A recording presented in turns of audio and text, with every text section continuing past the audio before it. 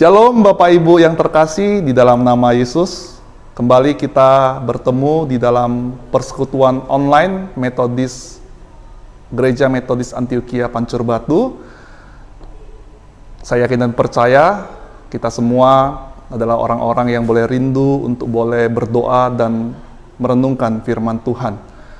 Bapak Ibu, sebelum kita merenungkan firman Tuhan dan menaikkan doa kita di hadapan Tuhan, mari sebelumnya kita bersaat teduh sejenak.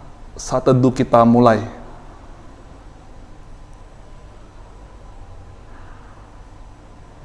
Mari kita berdoa. Terima kasih Tuhan buat kebaikan Tuhan, buat anugerah Tuhan yang boleh kami terima, yang boleh kami rasakan di dalam kehidupan kami sebagai manusia yang berdosa ini. Bapa dalam surga, kami sadari bahwa hidup kami ini tidaklah luput dari dosa. Kami datang pada malam ini memohon ampun atas segala dosa kami yang tidak berkenan di hadapan Tuhan. Kami boleh menaikkan syukur kami, menaikkan doa kami, bahkan kami boleh merenungkan firman-Mu pada malam hari ini. Walaupun kami tidak dapat bertemu satu dengan yang lain, tetapi biarlah kami boleh mendapatkan pertolongan Tuhan, jamahan Tuhan, untuk kami boleh mengerti akan kebenaran firman-Mu.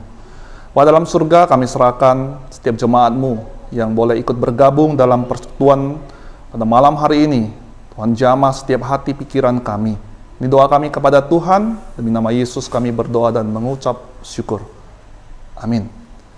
Bapak Ibu yang terkasih di dalam nama Yesus, pada saat ini kita akan bersama-sama memuji dan memuliakan nama Tuhan sebelum kita menaikkan pokok-pokok doa kita. Mari kita persiapkan hati dan pikiran kita untuk kita boleh bersama-sama memuji dan memuliakan nama Tuhan.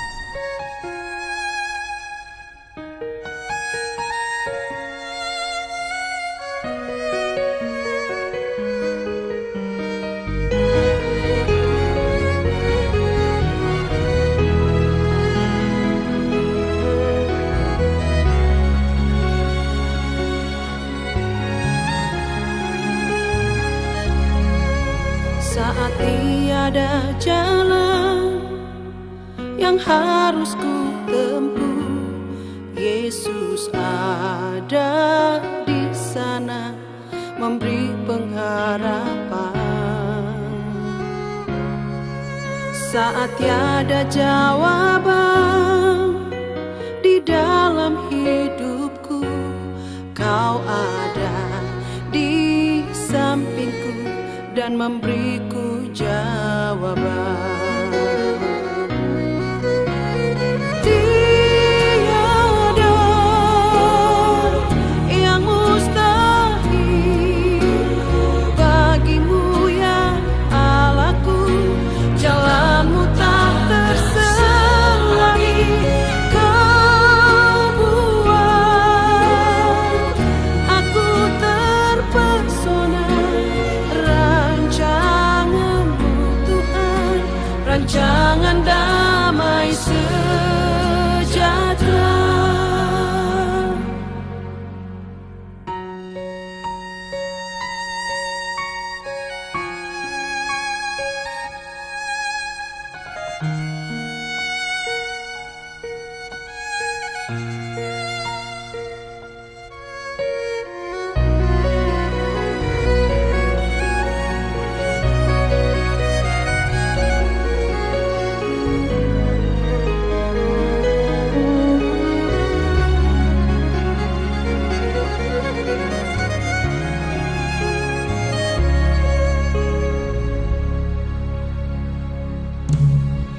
Saat tiada jalan yang harus ku tempuh, Yesus ada di sana memberi pengharapan.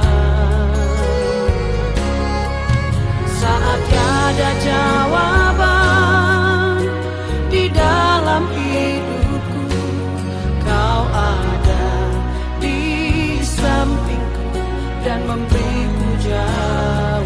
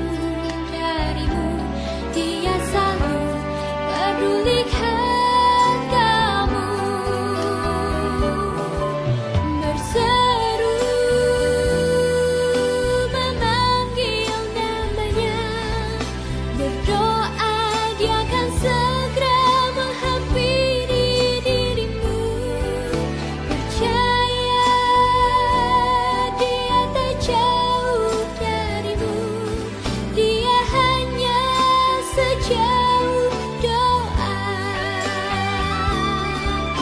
menseru, memanggil namanya, berdoa dia akan segera menghampiri dirimu. Percaya dia tak jauh darimu, dia hanya sejauh doa, dia hanya sejauh doa, dia hanya sejauh doa.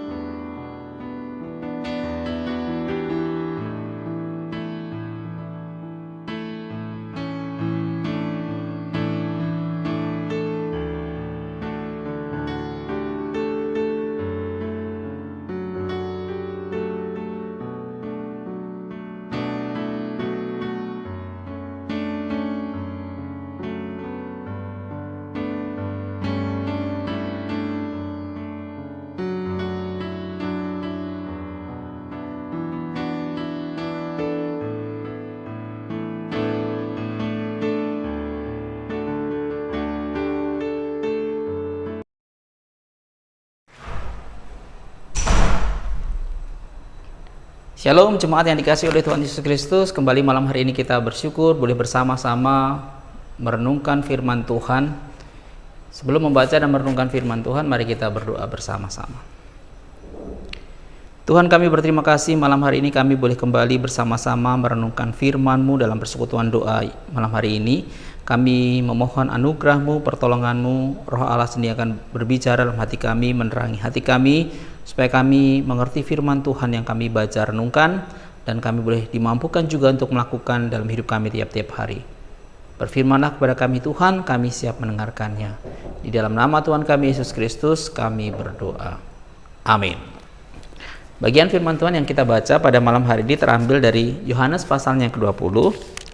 Yohanes pasalnya yang ke-20 ayatnya yang ke-19 sampai ayat yang ke-23. Yohanes 20 ayat 19 sampai 23 firman Tuhan berkata, Ketika hari sudah malam pada hari pertama minggu itu, berkumpullah murid-murid Yesus di suatu tempat dengan pintu-pintu yang terkunci karena mereka takut kepada orang-orang Yahudi. Pada waktu itu datanglah Yesus dan berdiri di tengah-tengah mereka dan berkata, "Damai sejahtera bagi kamu." Dan sesudah berkata demikian, ia menunjukkan tangannya dan lambungnya kepada mereka. Murid-murid itu bersukacita ketika mereka melihat Tuhan. Maka kata Yesus sekali lagi, "Damai sejahtera bagi kamu." Sama seperti Bapa mengutus aku, demikian juga sekarang aku mengutus kamu. Dan sesudah berkata demikian, ia menghembusi mereka dan berkata, terimalah Roh Kudus. Jikalau kamu mengampuni dosa orang, dosanya diampuni.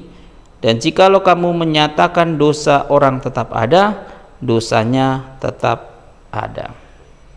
Bapak Ibu yang dikasihi oleh Tuhan Yesus Kristus, kembali malam hari ini kita merenungkan tentang kisah pasca kebangkitan Yesus Kristus, di mana Yesus menampakkan diri kepada para murid-muridnya. Perjumpaan dengan murid-murid yang pada akhirnya nanti akan membawa perubahan hidup dalam diri para murid-muridnya. Firman Tuhan ini diawali dengan pernyataan, ketika hari sudah malam pada hari pertama minggu itu. Ini berarti adalah hari yang sama di mana Yesus dibangkitkan. Ini berarti sama hari yang sama dengan Yesus menampakkan diri pagi-pagi benar di kubur Yesus kepada Maria Magdalena dan kepada perempuan-perempuan lainnya. Ini juga adalah hari yang sama dengan Yesus menampakkan diri kepada dua orang di jalan ke Emmaus pada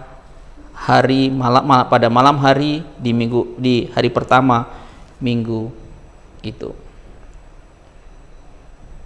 Bapak Ibu yang dikasihi oleh Tuhan Yesus Kristus, pada waktu itu murid-murid berkumpul dalam sebuah rumah yang pintunya tertutup rapat-rapat, karena mereka takut. Dikatakan di sini mereka takut kepada orang-orang Yahudi. Meskipun mereka dalam suasana ketakutan, ada satu hal yang menarik, yang positif dari para murid, seperti yang dikatakan oleh Yesus ketika Yesus akan pergi meninggalkan mereka, menyampaikan apa yang akan terjadi dengan Yesus kepada para muridnya. Yesus berkata, kamu harus tetap bersatu, kamu harus tetap saling mengasihi satu dengan yang lain, kamu harus tetap saling memperhatikan satu dengan yang lain. Dan Yesus juga mendoakan supaya mereka tetap menjadi satu, seperti Bapa dengan dirinya adalah satu. Jadi kalau murid-murid berkumpul pada waktu itu, meskipun mereka sebelumnya tercerai-berai karena Yesus ditangkap, tapi mereka kemudian tetap bersatu, seperti yang didoakan oleh Tuhan Yesus Kristus. Pintu tertutup rapat dan kemudian tiba-tiba Yesus berada di tengah-tengah mereka. Yohanes tidak menjelaskan bagaimana Yesus masuk ke dalam ruangan itu, masuk ke dalam rumah itu, tetapi yang jelas Yesus sudah ada di tengah-tengah mereka pada waktu itu, di tengah-tengah murid pada waktu itu. Hal ini mau menunjukkan kepada kita bahwa Yesus bangkit dengan tubuh yang baru. Yesus bangkit dengan tubuh kebangkitannya yang berbeda dengan tubuh yang sebelumnya. Tetapi meskipun tubuh kebangkitannya itu berbeda dengan tubuh sebelumnya, pribadi Yesus tetaplah pribadi yang sama, yang pernah berada bersama-sama dengan muridnya, yang pernah dikenal oleh murid-muridnya, yang pernah menyertai murid-muridnya. Bagian firman Tuhan ini menarik bagi kita karena ketika Yesus datang menjumpai mereka, Yesus bukan menegur atau mengkritik mereka karena mereka ketakutan. Sesuai dengan catatan Yohanes pada waktu itu, mereka takut kepada orang-orang Yahudi. Tapi perkataan yang disampaikan oleh Yesus pada awal berjumpa dengan murid-muridnya adalah damai sejahtera bagi kamu. Layaknya, seharusnya Yesus berkata kepada mereka, mungkin Yesus berkata kepada mereka, mengapa kamu takut? Itu yang harus pantas bagi murid-murid untuk menerima kritikan, teguran itu, karena mereka ketakutan terhadap orang-orang Yahudi. Tapi Yesus tidak berkata seperti itu. Yesus berkata justru damai sejahtera bagi kamu. Sebetulnya ini ungkapan yang sangat umum di antara orang Yahudi ketika berjumpa dengan orang-orang yang lain. Tetapi ini menjadi khusus ketika Yesus menyampaikan ini kepada murid-muridnya. Damai sejahtera bagi kamu, karena di tengah-tengah kondisi suasana hati para murid yang sedang ketakutan karena mereka adalah pengikut-pengikut Yesus dan mereka mencoba untuk menghalang-halangi murid Yesus meneruskan pengajaran Yesus, dan mereka menjadi sangat ketakutan pada waktu itu. Yesus berkata dalam situasi seperti itu, damai sejahtera bagi kamu. Kalau kita melihat perjanjian lama, maka damai sejahtera ini menjadi menjadi ciri khas dari kerajaan Allah yang disampaikan, diberitakan dalam perjanjian lama. Damai sejahtera, sebuah keadaan tenang, teduh, sebuah keadaan yang begitu nyaman karena ada Allah di tengah-tengah umatnya. Dan Yesus katakan kepada murid-muridnya, damai sejahtera bagi kamu. Bapak Ibu saudara dikasihi oleh Tuhan Yesus Kristus, apa yang disampaikan oleh Tuhan Yesus Kristus seperti yang dikatakan sebelumnya oleh Yesus Kristus ketika hendak meninggalkan murid-muridnya sebelum ditangkap. Yesus berkata, damai sejahteraku kutinggalkan bagimu, damai sejahteraku kuberikan kepadamu, dan apa yang kuberikan tidaklah seperti yang dunia berikan kepadamu. Janganlah takut dan gentar hatimu. Yesus berkata seperti itu kepada murid-murid sebelumnya. Yang membuat seseorang menjadi damai bukan karena dia punya perlindungan, rumah yang tertutup rapat, pintu tertutup rapat, dan itu kemudian bisa membuat seseorang merasakan damai sejahtera seperti murid-murid berada dalam ruangan itu. Bukan karena seseorang memiliki harta, kekayaan, uang, bukan karena seseorang memiliki jabatan, kedudukan, dan sebagainya, bukan karena orang memiliki perlindungan-perlindungan yang lain, tetapi damai sejahtera yang sejati sesungguhnya itu datangnya berasal dari Allah sendiri, dari Tuhan sendiri. Maka Yesus berkata kepada mereka, damai sejahtera kuberikan kepadamu. Itu tidak seperti yang dapat diberikan dunia kepadamu. Suasana hati, damai sejahtera, sukacita yang dialami oleh murid-murid karena bersumber dari Allah sendiri. Yesus berkata kepada mereka, damai sejahtera bagi kamu. Kalau kemudian kita melihat bagian-bagian sebelumnya, sebelum pasal 20, maka damai sejahtera itu bisa dinikmati oleh seseorang, oleh murid-murid Yesus. Kuncinya adalah ketika mereka berada dalam persekutuan yang karib dengan Tuhan. Kuncinya adalah ketika mereka menerima Roh Allah, maka mereka akan menikmati damai sejahtera yang daripada Tuhan. Yohanes pasal 15 menunjukkan bagaimana Yesus berbicara, engkau harus tetap berada dalam pokok anggur yang benar itu. Kamu adalah rantingnya, aku adalah pokok anggur, dan engkau harus melekat pada pokok anggur itu. Maka damai sejahtera itu akan bisa dinikmati oleh orang-orang yang bersekutu, memiliki relasi yang karib dengan Tuhan. Bahkan kemudian pada akhirnya itu betul-betul disempurnakan ketika Roh Allah hadir di dalam diri orang-orang percaya. Bapak Ibu saudara dikasihi oleh Tuhan Yesus Kristus, murid-murid menerima damai sejahtera, murid-murid menerima penghiburan, murid-murid menerima kekuatan, menerima kabar sukacita karena Yesus bangkit dan hadir di tengah-tengah mereka. Itu bukan untuk mereka nikmati sendiri, tapi kemudian Yesus berkata kepada mereka, untuk kedua kalinya Yesus berkata kepada mereka, damai sejahtera bagi kamu, sama seperti Bapa mengutus aku, demikian juga sekarang aku mengutus kamu. Sama seperti Bapa mengutus aku, demikian juga sekarang aku mengutus kamu. Ini menjadi kata yang penting dalam kitab Yohanes, seperti Bapa mengutus aku. Bapa mengutus Yesus. Sekitar 41 kali kata ini dipakai dalam kitab Yohanes dan mau menunjukkan betapa pentingnya Bapa mengutus Yesus. Apa yang terkandung, makna yang terkandung di dalam istilah ini, terkandung pada pernyataan ini. Sekarang aku mengutus kamu seperti Bapa mengutus aku. Yesus mau berkata, seperti aku bergantung kepada Bapa, seperti aku menaati kehendak Bapakku, demikianlah kamu sekarang harus menaati perintah-perintahku. Demikianlah sekarang kau harus menuruti kehendakku, kehendak Bapakku. Kebergantungan penuh kepada Allah Ketaatan penuh kepada Allah itu yang juga seharusnya dilakukan oleh murid-murid seperti Yesus diutus oleh Bapa. Yang kedua, Bapak Ibu saudara dikasih oleh Tuhan Yesus Kristus, seperti Bapa mengutus Yesus, maka identitasnya sangat jelas bahwa Yesus itu diutus oleh Bapa. Maka orang-orang percaya, murid-murid Yesus juga adalah utusan-utusan Kristus.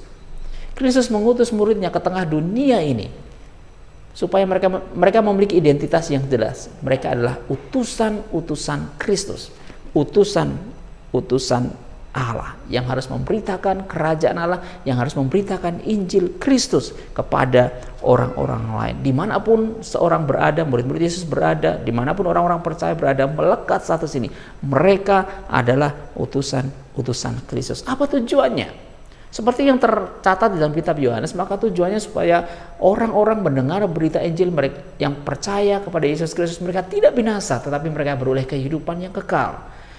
Kehidupan kekal itu, berkat itu tidak kita nikmati sendiri, tapi dibagikan kepada orang lain yang mendengar dan percaya kepada Injil Kristus. Mereka akan diselamatkan, mereka akan memperoleh kehidupan kekal, mereka tidak akan mengalami kebinasaan. Dan arti penting dari Bapa mengutus, istilah Bapa mengutus aku artinya bahwa Allah itu senantiasa menyertai orang-orang percaya. Allah itu senantiasa menyertai murid-murid Yesus. Yesus ada bersama-sama dengan mereka, seperti dalam amanat agung, aku menyertai kamu sampai akhir zaman. Ada pernyataan Allah, ada pernyataan Kristus di dalam diri orang-orang yang diutus oleh Allah, yang diutus oleh Yesus Kristus. Bapak Ibu yang dikasihi oleh Tuhan Yesus Kristus, kita adalah utusan-utusan Allah, diperlengkapi oleh, diberikan kekuatan, bahkan diberikan damai sejahtera seperti murid-murid diberikan damai sejahtera.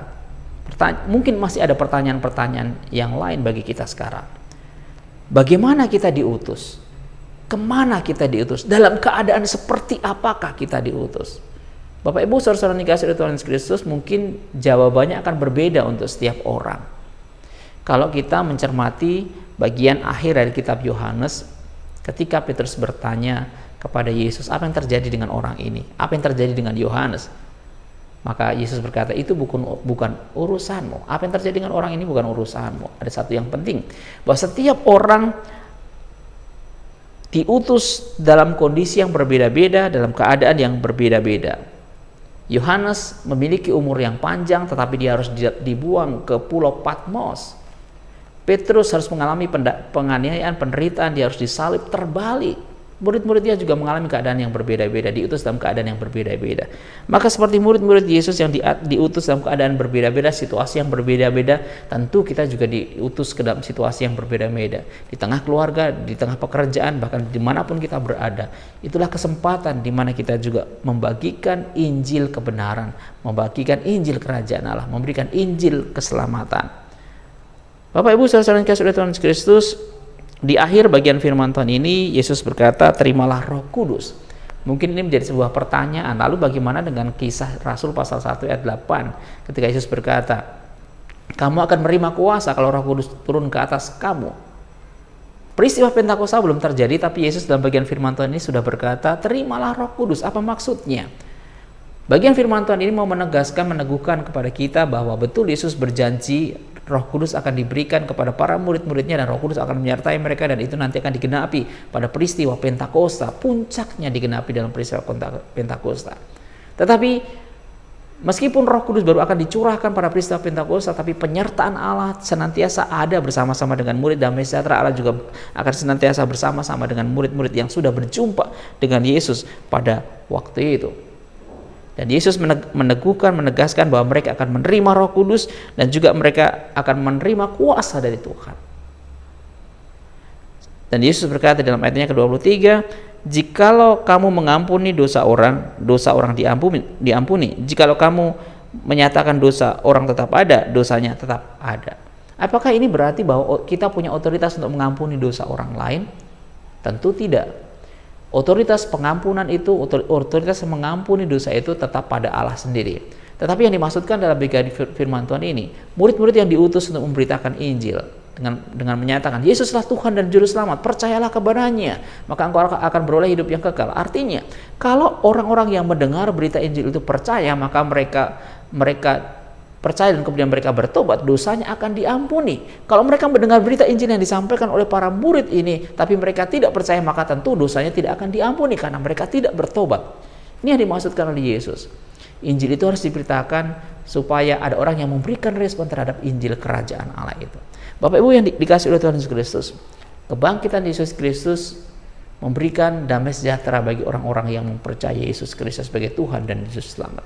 Seperti para murid menerima damai sejahtera yang daripada Kristus ketika berjumpa dengan Yesus, dan itu melenyapkan semua ketakutan yang ada dalam diri murid-murid. Demikian juga dengan kita yang hidup pada masa sekarang. Ada damai sejahtera dari Allah bagi kita yang percaya kepada Yesus Kristus sebagai Tuhan Juru Selamat. Tetapi itu akan terbangun, itu akan terus menetap kita alami ketika kita berada dalam relasi yang dekat, yang karib dengan Tuhan, dan Roh Allah menyertai kita.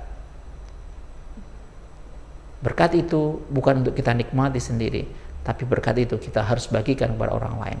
Karena kita punya status sebagai utusan Kristus yang harus memberitakan Injil keselamatan, Injil kebenaran itu kepada orang-orang lain. Ada penyertaan Allah, ada kuasa Allah, dan kita diutus dalam kondisi yang berbeda. Mari kita bersama-sama menggunakan kesempatan yang Tuhan berikan bagi kita dalam segala keadaan kita saat ini untuk bisa memberitakan Injil kerajaan Allah, berita keselamatan kepada orang-orang di sekeliling kita. Betapapun sederhananya kita menyampaikan itu, mungkin bukan melalui kata, tapi melalui sikap hidup kita, orang lain melihat kemuliaan Allah, orang lain melihat ada kuasa Allah di balik semua perkataan kita, di balik perbuatan-perbuatan kita. Kiranya Tuhan memberkati kita melalui bagian firman Tuhan ini. Damai sejahtera Kristus bersama dengan kita. Kita adalah utusan Kristus yang harus memberitakan Injil supaya orang lain juga boleh mendengar Injil keselamatan dari Kristus. Amin. Mari kita berdoa. Tuhan, terima kasih pada malam hari ini kami boleh bersama-sama merenungkan firman Tuhan dan kami boleh mendengar berita Injil. Terima kasih karena kebangkitan Yesus Kristus memberikan damai sejahtera, sukacita bagi kami, sehingga kami boleh dijauhkan dari semua ketakutan, kecemasan yang mungkin ada dalam diri kami.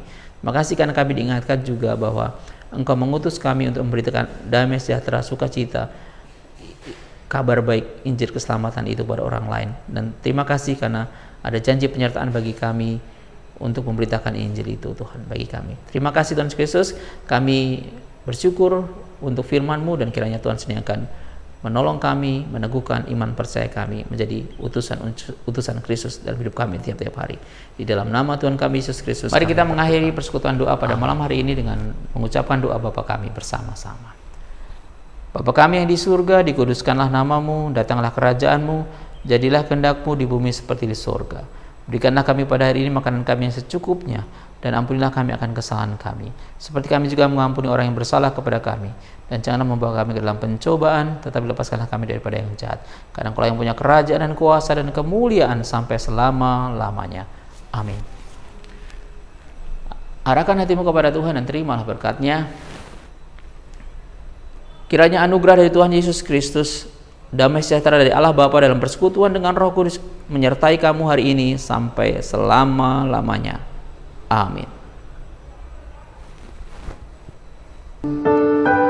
Ku yakin Tuhan melindungi